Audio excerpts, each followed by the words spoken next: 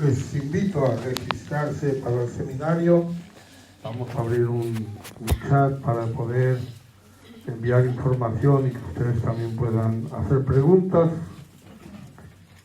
Y es importante, no estamos pidiendo datos personales, solamente los teléfonos, no estamos pidiéndole que nos envíe direcciones ni nada de esto. Solamente es para poder hacer un grupo de WhatsApp en el que podamos tener contacto sobre el tema.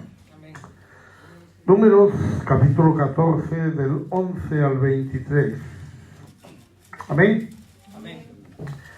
Y Jehová dijo a Moisés: ¿hasta cuándo me ha de irritar este pueblo? ¿Hasta cuándo no me creerán con todas las señales que he hecho en medio de ellos? Yo los heriré de mortandad y los destruiré, y a ti te pondré sobre gente más grande y más fuerte que ellos. Pero Moisés respondió a Jehová: lo oirán luego los egipcios, porque de en medio de ellos sacaste a este pueblo con tu poder. Y lo dirán a los habitantes de esta tierra, los cuales han oído que tú, oh Jehová, estabas en medio de este pueblo, que cara a cara aparecías tú, oh Jehová, y que tu nube estaba sobre ellos, y que de día ibas delante de ellos en columna de nube, y de noche en columna de fuego. Y que has hecho morir a este pueblo como a un solo hombre, y las gentes que hubieran oído tu fama también hablarán diciendo: Por cuanto no pudo Jehová meter este pueblo en la tierra de la cual les había jurado, los mató en el desierto. ahora pues yo te ruego que sea magnificado el poder del Señor, como lo hablaste, diciendo: Jehová, tardo para la ira y grande en misericordia, que perdona la iniquidad y la rebelión, aunque de ningún modo tendrá por inocente al culpable, que visita la maldad de los padres sobre los hijos, hasta los terceros y hasta los cuartos. Perdona ahora la iniquidad de este pueblo según la grandeza de tu misericordia, y como has perdonado a este pueblo desde Egipto hasta aquí.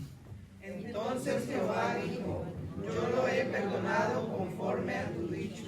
Mas tan ciertamente como vivo yo, y mi gloria llena toda la tierra, Todos los que vieron mi gloria y mis señales que he hecho en Egipto y en el desierto, me han tentado ya 10 veces y no han oído mi voz.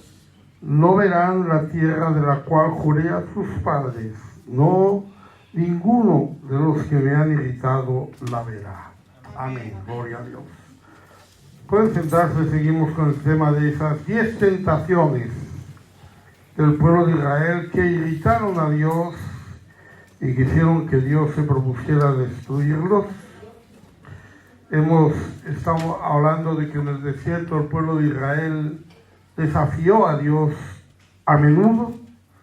La palabra tentar, una palabra que aparece 36 veces, significa probar, significa intentar, significa probar de alguna manera las cosas. Y Dios prueba al hombre. Y esas pruebas que Dios envía al hombre nos permiten mostrar nuestra fidelidad a Dios. Nos permiten mostrar nuestra fortaleza espiritual o nos permiten darnos cuenta de nuestra debilidad espiritual. Vimos cómo Él habla de sus pruebas para el pueblo, de cómo los probó con manifestaciones gloriosas, con milagros, cómo los probó en la travesía del desierto, cómo los probó con falsos profetas que permitió que se levantaran para ver si eran fieles a la palabra, cómo los probó con enemigos a los cuales no destruyó para que quedaran allí como una tentación para ellos a ver si eran capaces de servir a Dios, incluso de aduladores que les hablaban bien, pero el propósito de ellos no era bueno. Y es deseable que Dios nos pruebe. es deseable que nosotros sepamos, porque sabemos que todo eso lo hace el Señor para a la postre hacernos bien, para al final nuestro beneficio. Por el contrario, el hombre no debe tentar a Dios. Tentar es ponerle a prueba. Y el Señor dijo, no tentarás al Señor tu Dios.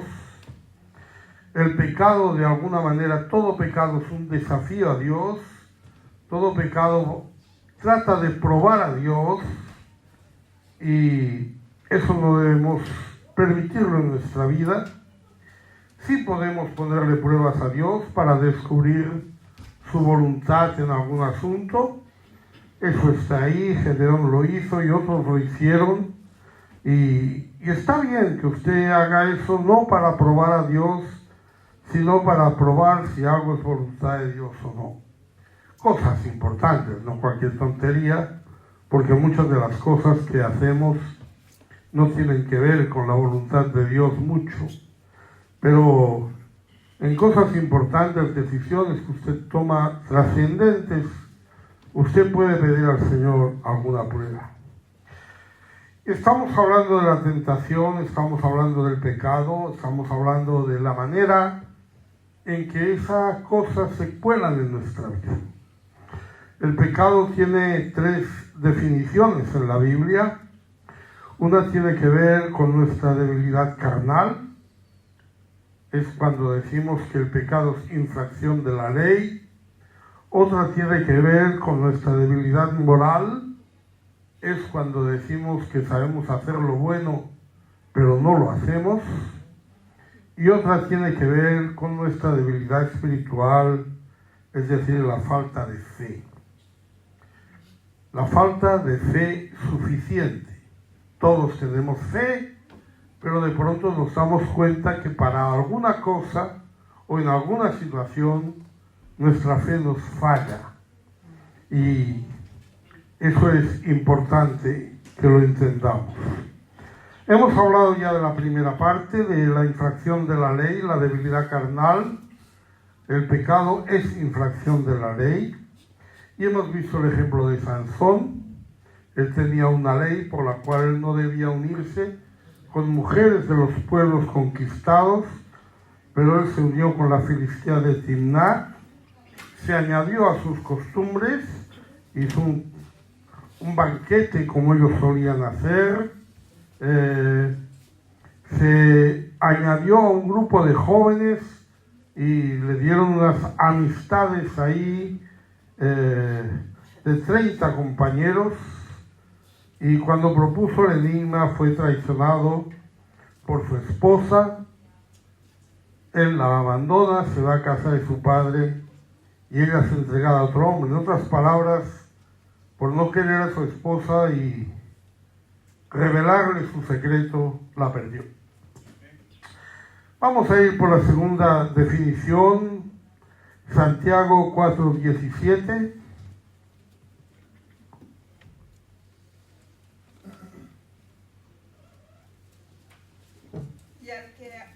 Y al que sabe hacer lo bueno y no lo hace, le es pecado. El que sabe hacer lo bueno y no lo hace, le es pecado. Lo que a veces se llama el pecado por omisión. Pero es importante que entendamos eso. Por eso la Biblia nos aconseja siempre el hacer lo bueno. Siempre. En Gálatas 6:9. No nos cansemos pues de hacer bien, porque a su tiempo llegaremos, si no desmayamos. No nos cansemos, no desmayemos en hacer el bien. También en Romanos 12:21. No seáis vencidos de lo malo, sino venced con el bien el mal. La mejor manera siempre de vencer algo es hacer lo contrario. No es no hacerlo, es hacer lo contrario. Es decir, cuando nosotros procuramos no hacer algo, creamos en nosotros un cierto vacío. Yo deseo Por ejemplo, por decir algo, deseo tomarme una copa, deseo tomarme un vino, y si no hago nada y simplemente no bebo vino, eso me crea un vacío. Lo que tengo que hacer es hacer algo bueno, es decir, beber un refresco. Porque si no, esa sed va a hacer que esa sensación del vino esté constante. De la otra manera yo consigo hacer algo que sustituye lo malo que iba a hacer. Por eso nosotros en la vida las cosas las vamos dejando a medida que adquirimos otras, porque si no nos deja un vacío. Las costumbres que tenemos las vamos dejando porque tomamos otras. ¿Cuántas cosas tiene que dejar un hombre o una mujer cuando tiene un hijo? ¿Verdad? ¿Pero por qué? Porque está cuidando al hijo. Porque si no estuviera cuidando al hijo no renunciaría a nada. Y le sería muy difícil renunciar a esas cosas. Pero al tener otra cosa que hacer, al hacer lo bueno, le es fácil dejar lo malo. Y muchas veces nosotros nos centramos en lo que no podemos hacer y no nos centramos en lo que podemos hacer. Entonces nos quedamos en ese vacío. Yo no puedo hacer esto y me quedo ahí que no puedo hacer nada. Hay algo que se puede hacer siempre, que es el bien. Vamos a poner un ejemplo de esa debilidad moral de no hacer lo bueno. Vamos a hablar de Pedro. Pedro le dijo al Señor que él iba a seguir donde quiera que fuera. Y el Señor le dijo que no le siguiera. Qué cosa más rara, ¿no? Qué cosa más rara. Nosotros hay cosas que damos por hecho que son voluntad de Dios. Damos por hecho que son buenas, pero no son buenas. Cuando David quiso edificar el templo, David se lo comentó al profeta Natán. Y le dijo a Natán que pensaba hacer un templo porque el Señor estaba morando en tiendas y él moraba en una casa. Y Natán le dijo, hazlo. Está bien lo que has pensado. Haz ese templo. Pero después el Señor le habló a Natán y le dijo, dile a David que no va a hacer ese templo, que lo va a hacer su hijo. ¿Por qué no lo podía hacer David? Sin duda, si David me lo hubiera preguntado a mí, le hubiera dicho lo mismo que Natán. Y seguramente todos lo hubiéramos dicho, amén, hermano, construye ese templo. Pero Dios le dijo a Natán, no. Cuando Pedro le dijo al Señor que le iba a seguir, el Señor le dijo que no. Juan 13, 36 y 37.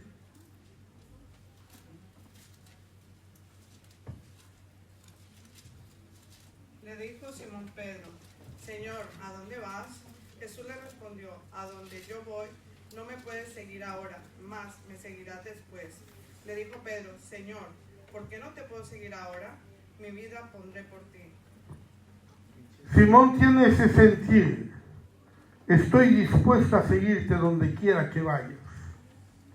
Pero el Señor le dice, no me puedes seguir ahora. Me seguirás después. Ahora no. Ahora no. Así que Pedro sabía que no debía seguir a Jesús. Por lo menos no ahora. ¿Pero qué hizo? Mateo 26, 57 y 58. Los que prendieron a Jesús le llevaron al sumo sacerdote Caifás, a donde estaban reunidos los escribas y los ancianos. Mas Pedro le seguía de lejos hasta el patio del sumo sacerdote, y entrando se sentó con los alguaciles para ver el fin. No debía seguirle. El Señor le dijo que no le siguiera, pero le siguió. Usted sabe que Pedro le negó ahí. ¿Por qué no le negó Mateo? Porque Mateo no le siguió. ¿Por ¿Por qué no le negó Bartolomé? Porque Bartolomé no le siguió. El Señor le dijo no ahora, porque ese no era el momento. Después Pedro será capaz de defender al Señor delante de 3.000 personas.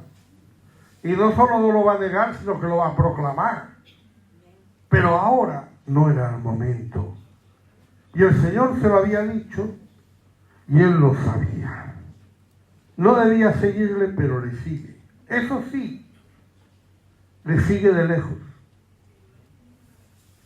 Él no estuvo a su lado, él no entró con él al juicio, él le siguió de lejos para ver qué pasaba. Pedro le seguía de lejos. ¿Y qué hizo? Se sentó allí con los alguaciles que le habían prendido. Se quedó allí al lado de ellos. Encendieron un fuego, ese fueguecito, con el frío que hacía, venía de maravilla. Pedro se acercó a ese calor de ese fuego.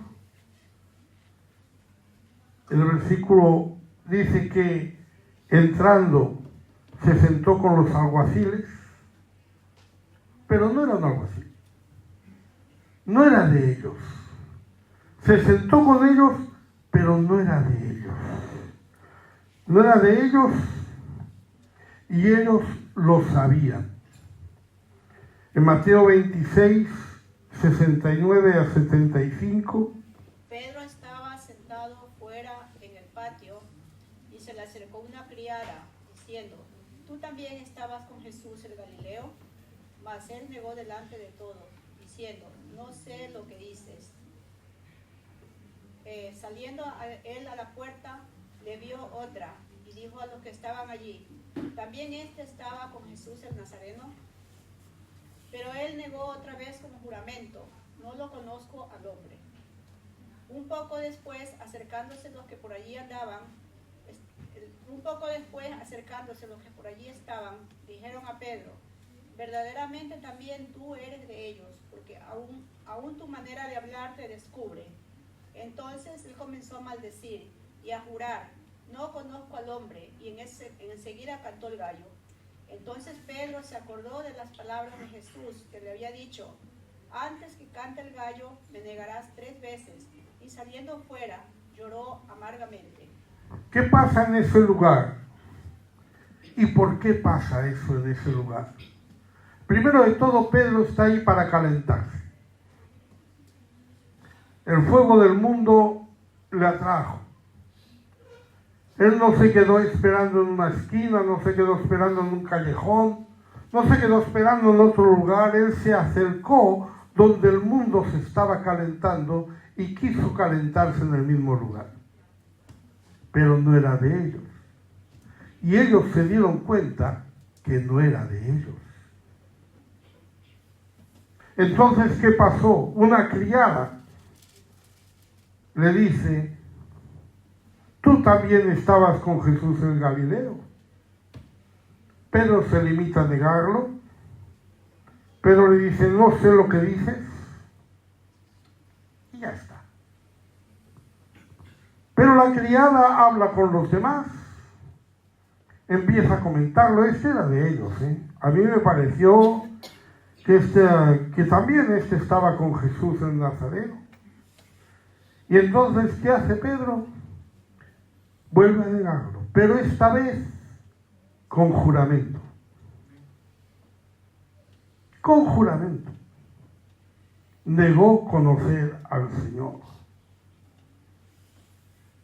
Al final se juntan todos y le preguntan en grupo, y entonces él dice que comenzó a maldecir y a jurar: No conozco a este hombre. Jesús tenía razón. No debía haberle seguido. Pedro se acordó de las palabras de Jesús y saliendo fuera lloró amargamente. ¿Por qué creen ustedes que Jesús le dijo que no le podía seguir? Porque Dios no nos deja ser tentados más de lo que podemos soportar. Si usted me dice, hermano, estoy pasando unas pruebas muy fuertes, yo le digo, eso es que Dios sabe que usted las puede pasar. Porque si no, no estaría en esa prueba. A menos que se haya metido usted por su cuenta, como hizo Pedro, que se metió en la boca del lobo porque quiso, cuando ya le habían dicho que lo bueno era que no lo hubiera hecho. ¿Qué hubiera sido lo bueno? Irse a su casa. Hubiera sido lo bueno irse a pescar. Pero no lo hizo. Y como no hizo lo bueno, hizo lo malo. Pero el que sabe hacer lo bueno y no lo hace, dice la Biblia, es pecado. No nos cansemos, hermanos, de averiguar y saber cuál es la voluntad de Dios para nuestra vida y hacerla. Dice, no, yo quiero ir a predicar a quién sé yo qué, a las prostitutas, me voy a ir a predicar a los drogadictos. Tiene que pensar si el Señor le está enviando o no a esos lugares. Porque el Señor no nos deja ser tentados más de lo que podemos soportar. Pedro lo sabía, Pedro no obedeció y le pasó eso, pecó. No pecó porque infringió una ley, porque no había ninguna ley que prohibiera seguir a Jesús. No pecó por falta de fe, porque su fe le llevó a seguir al Señor hasta ese lugar. Pero pecó porque sabía lo que tenía que hacer y no lo hizo, que era no seguirle. La tercera definición de pecado es la falta de fe. En Romanos 14:23,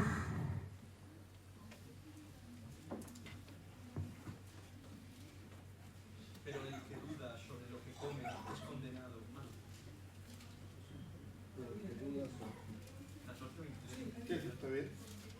Pero el que duda sobre lo que come es condenado, porque no lo hace con fe, y todo lo que no proviene de fe es pecado. otra cosa importante, lo que se hace con fe o sin fe. Aquí hay un ejemplo. Algunos consideraban que la carne que comían podía estar sacrificada a ídolos y no debían comerla. Otros pensaban que la carne pues era un alimento, daban gracias a Dios y la santificaban. La Biblia dice que eso es correcto, que lo correcto, si usted da gracias, usted no se tiene que preocupar. Usted come rabo de toro o usted come cualquier cosa de eso, no se preocupe. Muchos toros en las plazas de toros son dedicados a una virgen, pero no pasa nada, no pasa nada.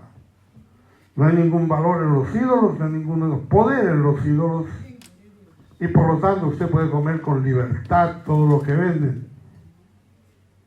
Eso lo dice la Biblia. Pero si su fe no se lo permite, si usted tiene dudas, porque la fe es la certeza, no la duda, usted tiene dudas, usted piensa que eso no, entonces para usted es pecado. Para los demás no, porque los demás tienen la fe de otra manera. Pero para usted es pecado, porque todo lo que no es de fe es pecado. Podemos mirar aquí también un ejemplo, el ejemplo de Noemí. En Ruth 1, del 1 al 6,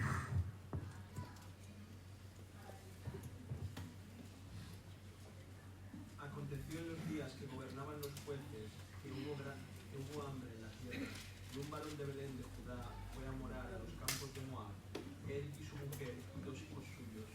El nombre de aquel varón era Elimelech, y el de su mujer Noemí.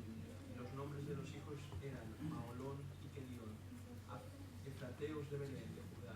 Llegaron pues a los campos de Moab y se quedaron allí. Y murió Elimelech, marido de Noemí, y quedó ella con sus 2 hijos, los cuales tomaron para sí mujeres moabitas. El nombre de una era Orfa y el nombre de la otra Ruth. Y habitaron allí unos 10 años. Y murieron también los 2, Maolón y Kelión, quedando así la mujer desamparada de sus 2 hijos y de su marido. Entonces se levantó con sus nueras y regresó de los campos de Moab, porque vivió en el campo de Moab que Jehová había visitado a su pueblo para darles paz. amén. Noemí era una mujer del pueblo de Dios, era una mujer israelita, pero se va a morar lejos porque hubo hambre en la tierra y su esposo se fue a morar a los campos de Moab. Si le hubiéramos preguntado a Noemí unos meses antes, Noemí habría dicho: el Señor me provee. Si le hubiéramos dicho unos meses antes a Noemí que se fuera a otra tierra, él diría: estoy en la tierra de Dios. Pero llegó la prueba, llegó el hambre. Y cuando hubo hambre, entonces fue cuando la fe desfalleció. Y aquel que decía: yo nunca voy a hacer esto porque el Señor me va a proveer, lo hace. Aquel que dice: yo confío en que Dios me provee, lo hace. Esdras iba a ir a Jerusalén con un gran cargamento de riquezas, un gran cargamento de cosas. Y el rey, con muy buen criterio, le dice a Esdras: ¿quieres que te adjudique una guardia real? Y Esdras le dice, o Esdras nos dice: me dio vergüenza porque yo había dicho que Jehová estaba con nosotros. Cuando Melquisedec le ofrece a Abraham todos los tesoros que había conseguido cuando derrotó a los reyes que se habían llevado a Lot cautivo, Abraham le dice: no voy a tomar ni un poco de esto, para que no digas yo enriquecí a Abraham. Hay algo ahí que a mí me llama la atención, esa fortaleza de fe que hace que realmente seamos capaces de hacer lo que nosotros pensamos que somos capaces de hacer. Porque es fácil pensarlo cuando las cosas van bien. Pero cuando llega la prueba, mientras tanto que no llegó el hambre, seguro que a Noemí se le pasó por la cabeza irse de Israel. Ni al esposo tampoco. Incluso cuando empezó a haber escasez, seguramente dijeron: el Señor proveerá. Pero vieron que no proveía. Y dijeron: nos toca irnos. Sara y Abraham, hermanos, vivieron 90 años. Bueno, tenían 90 años. Estaban juntos. Abraham solo tenía una esposa, que era Sara. No le había dado hijos y no parece que les importara mucho. No parece que tuvieran mucho problema con eso. No se dice que nunca Abraham orara a nadie para que le diera hijos, ni a los dioses falsos ni al Dios verdadero. Pero Dios le prometió un hijo cuando ya tenía 90 años. Y Abraham lo creyó. Lo creyó un tiempo, pero como el hijo no llegaba, Sara lo creyó un tiempo, pero como el hijo no llegaba, dijeron: a lo mejor te tienes que llegar a la sierva Agar y tener un hijo con ella. Porque ahí llegó la prueba. Si no hubiera habido una promesa, si no hubiera habido una expectativa, si no hubiera habido una idea, probablemente ellos hubieran muerto sin hijos sin ningún problema. Pero porque hubo esa idea. No sabemos cómo somos, no nos conocemos hasta que pasamos la prueba. No nos conocemos. Podemos hablar muy alto porque conocemos la Biblia, podemos decir muy claro las cosas que vamos a hacer van a ser correctas, pero es cuando viene la prueba que sabremos si somos capaces. Noemí era del pueblo de Dios, pero se fue a morar lejos, siguiendo a su esposo, porque hubo hambre en la tierra. ¿Qué pasó ahí? Su esposo murió. No murió de hambre, seguramente, pero murió. Y aún así ella permaneció 10 años allí. ¿Qué pasó en esos 10 años? Sus hijos tomaron mujeres moabitas, prohibido por la ley. Eso dio ocasión a los hijos a caer.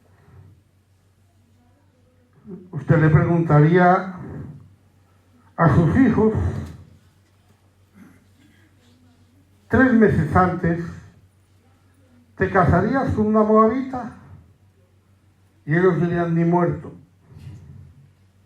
Con una moabita nada, yo quiero una hija de Israel. Pero ¿qué pasa? Que como pasaban los años no pillaban novia, entonces el hermano dijo, he conocido una chica del mundo que me gusta. Y alguien le dirá, déjelo, espere que el Señor le dé una cristiana. ¿Y será capaz de esperar? No lo sabrá hasta que pase. ¿Hubiera sido yo capaz de esperar?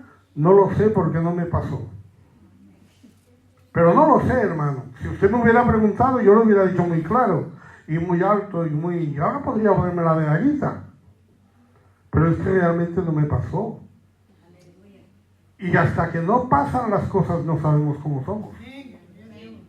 Hasta que no nos vemos en ese lugar no sabemos cómo somos.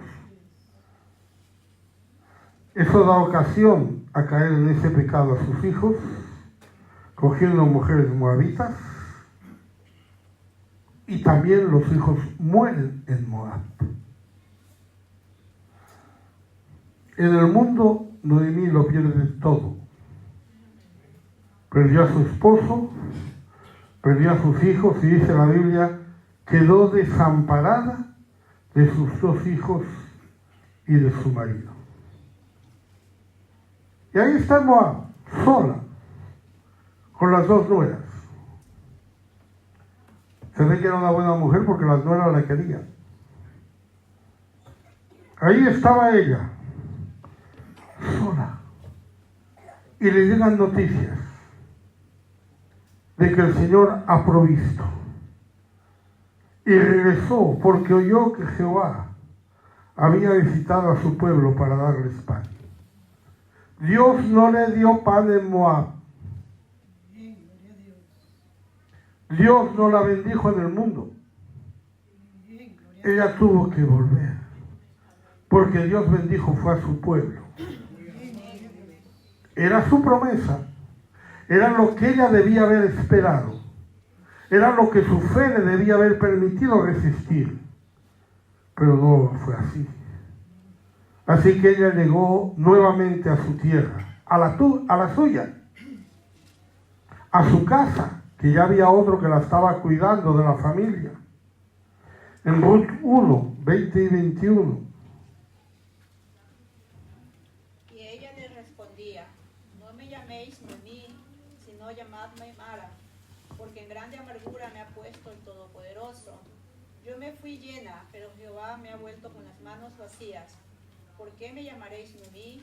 Ya que Jehová ha dado testimonio contra mí, y el Todopoderoso me ha afligido. Esto la marcó tan profundamente que decidió cambiar su propio nombre. Ya no me llamen Noemí, llámenme Mara, llámenme amargada, llámenme amargura. No me llaméis Noemí, porque en grande amargura me ha puesto el Todopoderoso. La falta de fe le hizo perder todo. Ella dice, yo me fui llena. Fíjese, yo me fui llena cuando en realidad se fue porque no tenía que comer. Cuando en realidad se fue porque estaba pasando hambre. Pero ahora está reconociendo la situación. Ahora se está dando cuenta que nunca debía haber salido de Israel. Que nunca le debía haber vacilado esa fe. Que ella debía haberse quedado. Pero ella ahora testifica, yo me fui llena. O a lo mejor alguien le diría, hombre, llena no te fuiste porque estaba pasando más hambre que el perro del afilador, que se comía las chispas por comer algo caliente. No, no estaba llena. Pero yo le digo, no, pero yo estaba bien. En ese tiempo, yo estaba bien. Ahora es que estoy amargada. ¿Por qué? Porque el Todopoderoso me ha amargado. El Dios que es mi alegría, el Dios de mi gozo, el Dios de mi canción, es el Dios que me ha amargado. Desamparada por el esposo y por los hijos. Solamente con su nuera Ruth. Pero la peor frase de este pasaje que hemos leído, no sé si se ha dado cuenta, pero yo se la quiero señalar ahí. Jehová ha dado testimonio contra mí. Qué terrible que Dios diera testimonio contra mí por mi falta de fe, por lo que yo hago. Así es el pecado, ¿no? Así es el pecado. Y por eso caemos, y todos caemos. El que no lo hace por infringir la ley, lo hace porque hay cosas buenas que sabe que debe hacer y no hace, o lo hace porque le falta fe para hacer lo que sabe que debe hacer y hacer las cosas como Dios quiere. Pero así es el pecado. Por eso es importante que entendamos bien el proceso que sucede con la tentación. En Santiago 1, 14 y 15.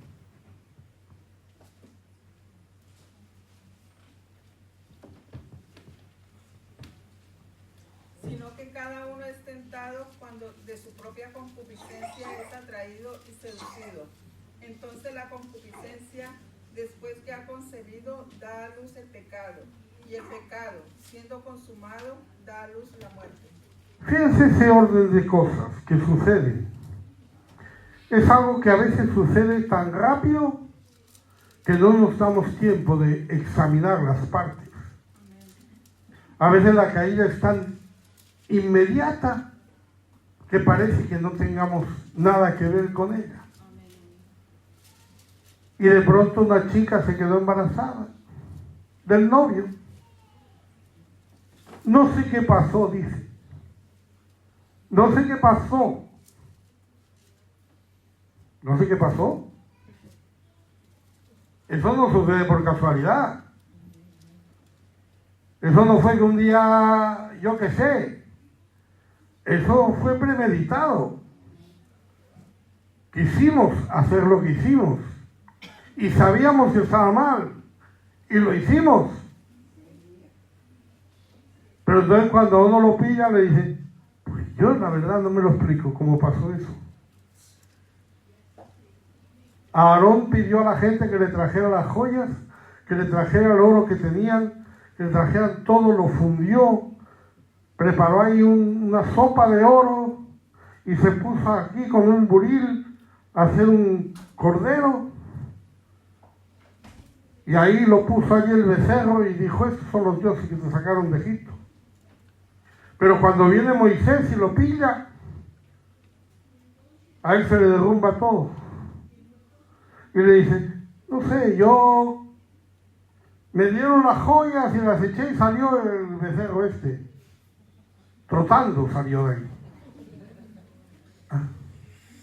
Porque no nos damos cuenta de todo el proceso que ha sucedido en nuestra mente o en nuestro corazón. Porque primero empieza con una cosa que se llama concupiscencia. ¿Cuál es su concupiscencia, hermano? ¿La sabe? Si no la sabe, la va a descubrir el día que caiga. Porque es así. Su concupiscencia no es la misma que la mía. Cada uno tiene la suya. Hay cosas que a usted le afectan que a mí no me afectan. Hay cosas que a usted le atraen que a mí no me atraen.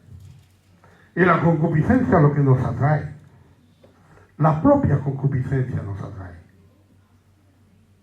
¿Cuál sea la concupiscencia? Da igual, pero hay una concupiscencia ahí en nuestra vida que hace que nos atraigan cosas del mundo. Pueden ser cosas importantes, pueden ser cosas insignificantes, pero cosas que nos atraen.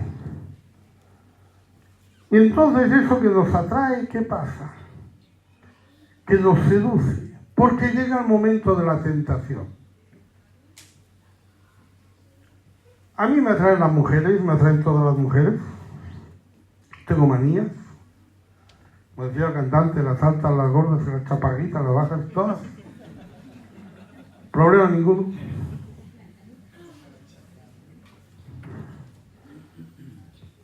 ¿Y eso qué pasa? Que cuando llega la tentación es porque una me ha seducido. Hay un caso de una persona que me ha seducido porque mi concupiscencia es esa. Entonces a lo mejor yo tampoco es que vaya detrás de todas las faldas, tampoco es que vaya detrás de todas las mujeres, pero hay una que sí me ha llamado la atención. Y eso me ha seducido. Y cuando me seduce viene la tentación. Porque si a mí no me importaran las mujeres, no tendría tentación ninguna. Pero como es mi concupiscencia, como es lo que me atrae, es también lo que me seduce. ¿Y qué pasa cuando estoy seducido? Que tengo que resistir esa seducción, porque ahí está la posibilidad de pecar. Es la tentación no es pecado, es la posibilidad de pecar. Entonces ahí es donde yo estoy diciendo, yo podría tomar esto que me gusta o podría no tomarlo. Yo sé que no es la voluntad de Dios, pero me seduce. Quiero hacerlo. Y si yo llego a hacerlo, entonces llega el pecado. Y con el pecado llega la muerte. Que quizás no sea una muerte física, pero sí es una muerte de mi paz con Dios. Porque cuando yo peco no estoy tranquilo. Porque cuando peco algo sucede en mí, porque tengo conciencia. ¿Y sabe por qué me duele pecar? Porque soy creyente, porque soy santo. Al mundo no le importa pecar. Al cristiano sí le importa pecar. Si a usted no le importa pecar, no tiene que empezar a bautizarse. Tendremos que empezar por el principio. Porque a los cristianos nos importa eso. Y nos tiene que importar. Y algo se muere, hermano. La santidad es algo que se muere, que se pierde, que hay que restaurarla, que hay que tratarla. Y que la única manera es en Cristo, evidentemente. ¿Ah? Pero la santidad es así. Yo la comparo con un globo. Un globo de estos que hinchamos. Usted lo puede pinchar con una agujita bien fina. O lo puede pinchar si quiere con una bala del 13. Y en ambos casos sucede exactamente lo mismo, se revienta. No hay otra. Una pequeña zorra echa a perder lo mejor. No necesitamos grandes cosas, pero por muchas cosas nuestra santidad se revienta. Y por eso muchas veces tenemos que venir delante de Dios y pedir perdón. Y buscar a Dios. Hemos visto ejemplos, los hemos visto. Hemos visto a Sansón. ¿Cuál era su concupiscencia? Evidentemente las mujeres. Por eso la de Timnat le sedujo, la filistea de Timnat. Cuando le seduce la de Timnat, cuando él dice, me gusta esta chica, él podría haber dicho, pero no es del pueblo de Dios, no la quiero para nada. Pero pensó que podía casarse con ella, contra la voluntad de Dios. Y lo hizo, se casó. La seducción le llevó a la concepción, a la posibilidad, y cayó en pecado, y cayó en muerte, y perdió esa mujer. vio, la tomó, hizo banquete como todo el mundo y al final la perdió. Así fue la vida de Sansón, así fue lo que le pasó a Sansón. Dice, ¿y aprendería de eso? Pues no aprendió, porque luego se fue con Dalila. Porque a veces no aprendemos. Y yo creo que no aprendemos porque no nos paramos a examinar lo que ha pasado. Y nos justificamos. Y decimos que no todas las filisteas son malas. Decimos que es que esta parecía buena y me ha salido a gana. Lo que sea, menos decir es que soy un concupiscente que me voy detrás de las faldas. No es malo que a un hombre le gusten las mujeres, todo lo contrario, pero que sean del pueblo de Dios. Pedro le pasó igual. La tentación de él fue incluso buena, quería seguir a Jesús. Y pensó que esa posibilidad era posible, a pesar de que Jesús le dijo que no era posible. Pero él creyó más en lo que él sentía, en lo que él pensaba. Porque si alguien le hubiera discutido, le dicho, no hermano, yo siento que yo puedo dar mi vida por el Señor. Es que yo hermano, como creo tanto, yo amo tanto a mi Cristo, que yo ahora mismo podría poner mi vida por Él. Pero el Señor le dice, no, te está engañando el corazón. Te está engañando el corazón. Y así llegó el pecado. Le negó. Tremendo pecado, hermano. La Biblia dice que si le fuéramos infieles, Él permanece fiel, pero que si le negamos, Él también nos negará. Tremendo pecado. Y le llegó la muerte, le llegó la aflicción, le llegó el lloro. Porque no es malo, hermano, usted quiera calentarse en un fueguecito que hay por ahí, pero no en el fuego del mundo. Busquemos el fuego del Señor. Noemí tenemos lo mismo. Tuvo hambre. El hambre fue lo que desató todo el problema. Para ella el hambre era muy importante. Para ella eso era vital. Te diría, para mí también puede ser. Pero pensó en la posibilidad de buscar comida en el mundo. De buscar la comida en Moab. Aunque no era la tierra de Dios. Y cayó en pecado. 10 años morando entre los moabitas. 10 años en los que sus hijos no pudieron sino pecar. ¿Y qué pasó? Pues Dios testifica contra ella. Me ha impactado esa frase. Dios testifica contra ella. La Biblia dice que todo aquel que se hace amigo del mundo se hace enemigo de Dios. Qué tremendo, ¿no? Qué tremendo, hermano. Hambre, pero en Moab hay comida. Se quedaron allí, pero el hambre se solucionó en Israel. No es malo comer, pero no los alimentos del mundo. Hermano, es importante que sepamos cómo funciona el pecado. Porque usted no tiene que tratar con el pecado, tiene que tratar con la concupiscencia. El Señor dijo que cuando uno mira a una mujer para codiciarla, ya adulteró. Que cuando le dice a un hermano, hermano, usted es malo, ya lo ha asesinado. Cuando usted habla mal de su hermano, es porque hay una concupiscencia en usted. Cuando usted mira a una mujer para codiciarla, es porque hay una concupiscencia en usted. Y lo que tiene que trabajar es en esa concupiscencia. Porque lo otro viene.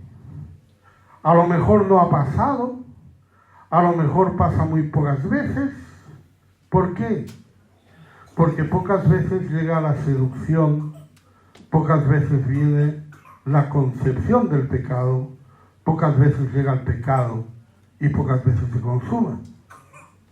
Pero esas pocas veces nos ponen alerta. ¿Cómo empezó todo? Cuando es atraído de su propia concupiscencia. Así es como empieza todo. Podemos poner algún ejemplo. Podemos hablar de Eva. En Génesis 3, 2 y 3.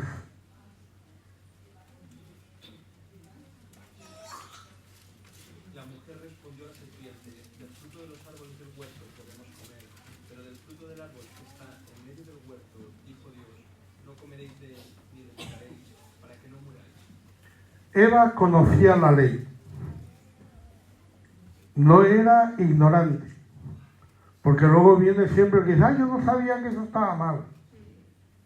Yo no sabía que eso no tenía que hacerlo. Pero Eva lo sabía. Y se lo dijo al diablo. Pero en Génesis 3:6. Y vio la mujer que el árbol era bueno para comer, y que era agradable a los ojos, y el árbol codiciable para alcanzar la sabiduría, y tomó de su fruto, y comió, y dio también a su marido, el cual comió así como ella. Fíjese cómo llegó la tentación. La tentación llegó porque el árbol era bueno para comer y era agradable a los ojos. Y llegó la posibilidad, fíjese, llegó a pensar que ese árbol era codiciable para alcanzar sabiduría. Es decir, ella pensó que ese árbol era capaz de darle sabiduría. ¿Por qué lo pensó? Porque el diablo se lo había dicho. Si no, a nadie se le ocurre que usted se come una pera y se vuelve un sabio. ¿Ah? No, yo me comí una pera y ya me sé la tabla periódica de elementos. Eso no pasa nunca ni va a pasar jamás. Pero ella lo vio porque esa fue la concepción del pecado. Fue lo que le sedujo. Porque que el árbol fuera bueno y agradable, probablemente los demás también. Pero ese era codiciable para alcanzar sabiduría. Y ahí llegó el pecado, tomó de su fruta y pecó y le dio a su marido, y ahí llegó la muerte, en este caso la expulsión del Edén. La expulsión del Edén sin posibilidad de volver al Edén. Se pusieron ángeles para que no pudieran volver a entrar. Así es como actúa el pecado desde Eva. Miremos el pecado de Agar. Josué 6, 17 a 19.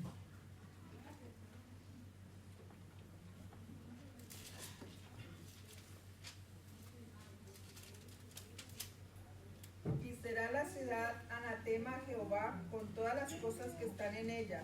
Solamente Rahab la ramera vivirá con todo lo que estén en casa con ella, por cuanto escondió a los mensajeros que enviamos. Pero vosotros guardaos del anatema, ni toquéis ni toméis alguna cosa del anatema, no sea que hagáis anatema el campamento de Israel y lo turbéis. Mas toda la plata y el oro y los utensilios de bronce y de hierro sean consagrados a Jehová y entren en el tesoro de Jehová. Acán escuchó eso. Acán escuchó este mandamiento de Dios, y Acán sabía que ese era el mandamiento de Dios. Guardaos del anatema, ni toquéis, ni toméis alguna cosa del anatema. Acán lo sabía. ¿Qué hizo? Josué 7, 20 y 21. Y Acán respondió a Josué diciendo: verdaderamente yo he pecado contra Jehová, el Dios de Israel, y así he hecho. Pues vi entre los despojos un manto babilónico muy bueno, y 200 siclos de plata, y un lingote de oro de peso de 50 siclos, lo cual codicié y tomé. Y he aquí que está escondido bajo tierra en medio de mi tienda, y el dinero debajo de ella. Fíjense qué pasó, cómo llegó la tentación. Vi entre los despojos un manto babilónico muy bueno y 200 siclos de plata y un lingote de oro del peso de 50 siclos. Otros vieron mantos, otros verían lingotes de oro, otros verían también cosas valiosas, pero los otros obedecieron y no lo tomaron. Eran más santos que él, eran más íntegros que él. No era su concupiscencia. No era su concupiscencia. Lo vieron allí y alguien dijo, mira qué manto más bonito, vamos a quemarlo. Pero Acán dijo, me lo voy a quedar yo. Porque llevo unos años ya en el desierto y hace mucho tiempo que no voy a una boutique a comprarme un mantito y no tengo mucha ropa y esto me va a servir. Por eso se concibió el pecado, porque lo vio y dice, lo codicié. Lo vio y lo codicié. Y entonces eso, hasta aquí es la tentación, pero ahora queda el pecado. Lo tomé. Es el mismo sistema, es el mismo proceso. Aunque está escondido, porque no quiero que nadie se entere. Aunque ese manto babilónico tan bueno no me lo puedo poner porque no me pueden ver con ese manto. Aunque ese oro no me lo puedo gastar porque no hay tiendas donde gastarlo. Pero lo tengo yo. Es mío. Es mío. Y nadie me lo quita. Lo voy a esconder ahí, debajo de la tienda. Que nadie me lo robe, que nadie me lo pide. Vio dinero, vestidos, codicié, tomé, escondí. Ni siquiera pudo disfrutar, porque un cristiano nunca disfruta del pecado, ¿no? No disfruta del pecado. ¿Por qué pasó? Porque miró. Porque miró. No hay que mirar, robar a codiciar. Porque eso desarrolla todo el proceso. Vamos a poner un último ejemplo que todos tenemos en la mente. El rey David. Segundo de Samuel 11, del 2 al 4.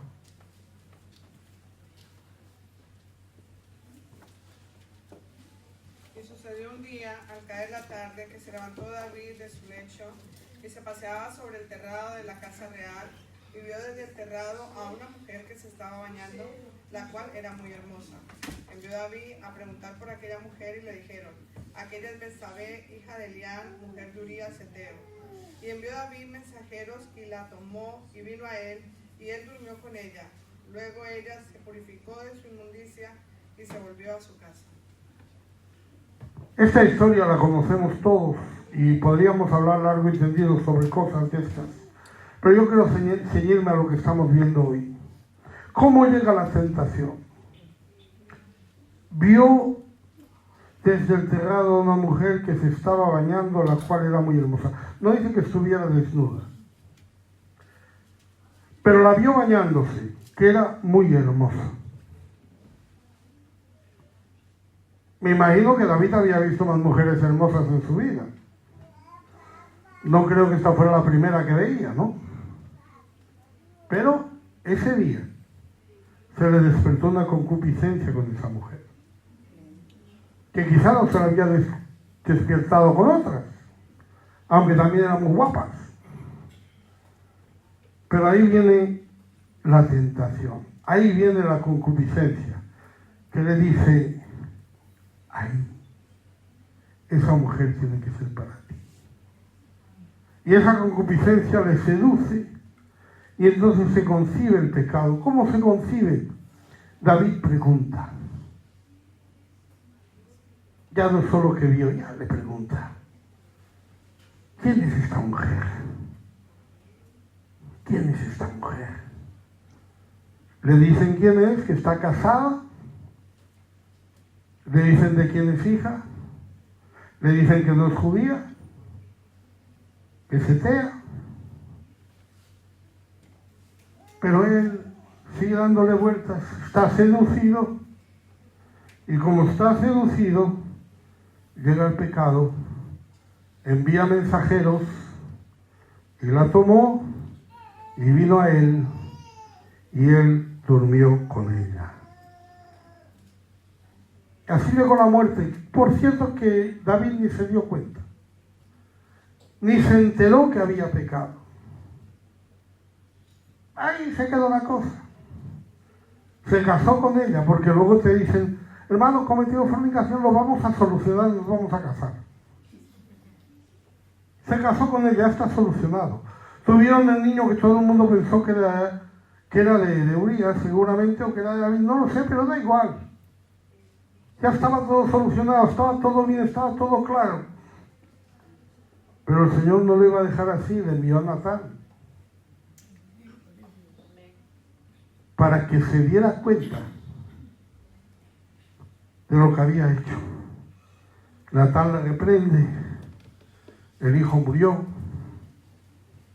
Hermano, cuando somos probados nos damos cuenta de cómo somos. Y si usted es probado en algo en lo que va a caer, no tema, porque Dios va a levantarle. Pero usted se va a conocer mejor. Pedro se conoció mejor después de negar al Señor. Que estaba tan seguro de sí mismo, se conoció mejor. David se conoció mejor. Escribe un salmo a raíz de su arrepentimiento, el Salmo 51. Y dice, en pecado me concibió mi madre.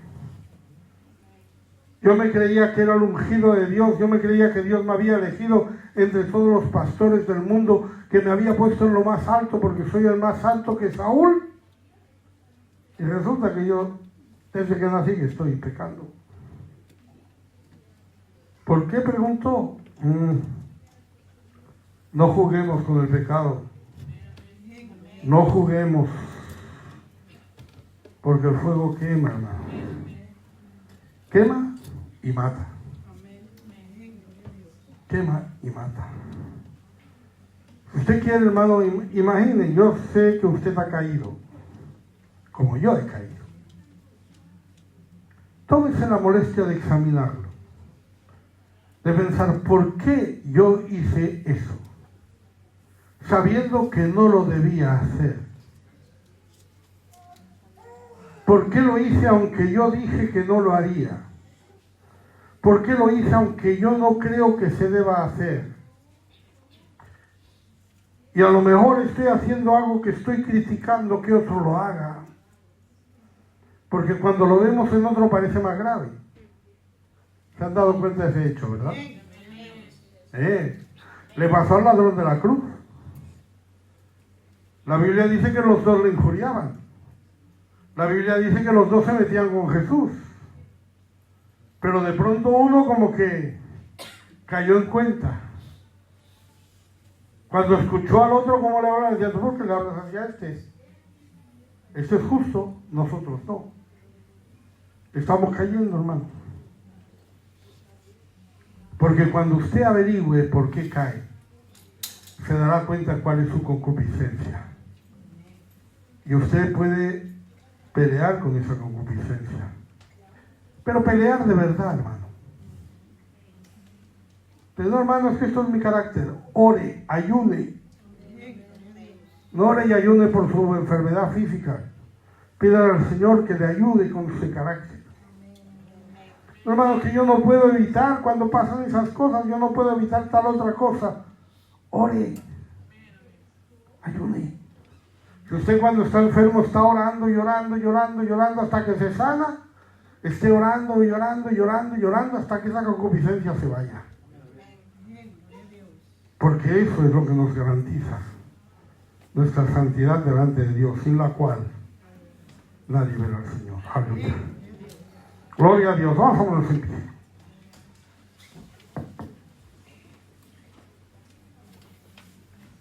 Y vamos a cantar. Estamos contentos.